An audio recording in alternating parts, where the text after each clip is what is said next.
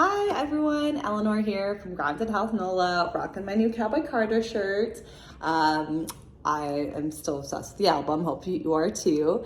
I wanted to hop on today and chat a little bit about the self-fulfilling prophecy. I think this is kind of a term that has become popular in pop culture.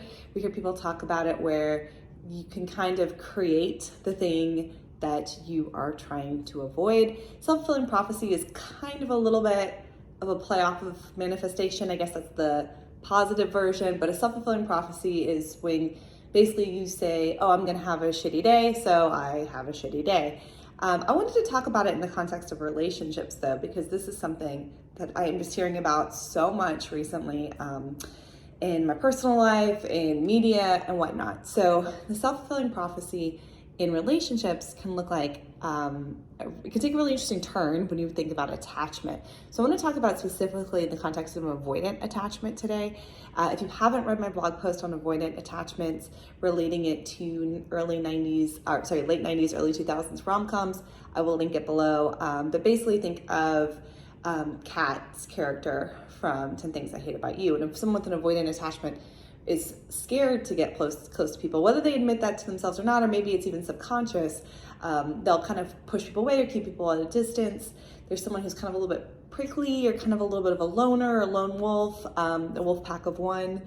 If anyone saw The Hangover during the early 2000s, I don't know when year, I actually don't know, this is the mid 2000s, I don't remember what year it was, but anyway, so kind of in the context of an avoidant attachment. So we think of avoidant attachment, basically that is someone who grew up in a situation in which parental caregiving of any kind was probably fairly non-existent or maybe even inconsistent. So people who weren't around a lot due to like having to work tons of jobs or being distracted with their other projects or work, or maybe under the influence of substances like alcohol or drugs, they're physically there but they weren't mentally or emotionally present. So that child in turn learns to grow up very independent, almost too independent, where they feel like they have to do everything on their own.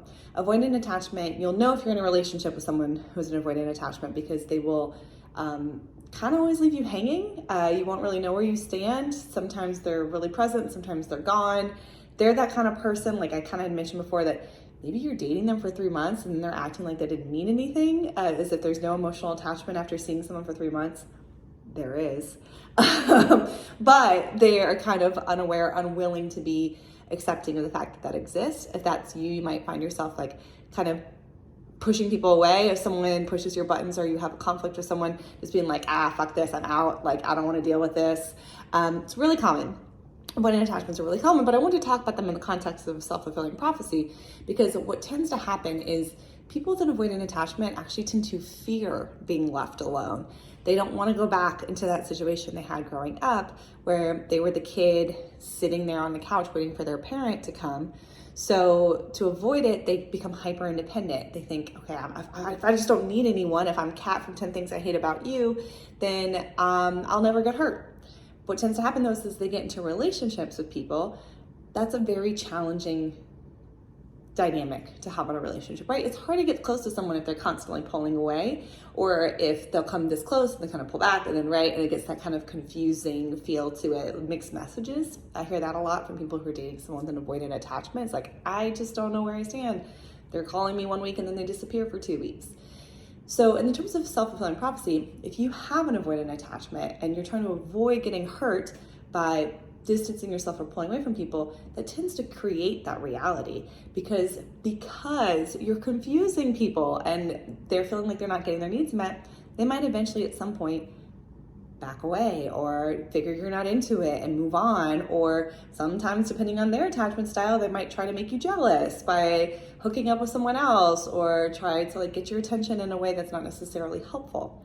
So a lot of times in attachment, and this is true of all the attachment styles, but I'm specifically talking about avoidant attachment today, we can create the reality that we're trying to avoid or trying to distance ourselves from. In this case, we're trying to avoid getting hurt, and so we act in a certain way and we end up getting hurt anyway because those relationships aren't sustainable. So it's just another way that we can think about how attachment influences our day-to-day, day in and day out. I can talk for hours on attachment. So I will be doing a lot more of that. But I would love to hear anyone's thoughts or feelings. Do you know people with attachment issues? I'm sure you do. And I will try to think of some more celebrities. I feel like every bad boy in pop culture would probably have an avoidant attachment for the most part. So just really that's kind of the vibe, you know, in with one foot, out with the other. So yeah, that's something we can, and if that's something you're dealing with yourself, either in a partnership or with you, that is absolutely something we can work on in therapy. So please reach out today to schedule a free consult. I'll put the button below. If you're someone who would like to get past their avoidant attachment to show up fully in relationships and actually get what you want, which is closeness and connection and a meaningful relationship. All right, have a great day.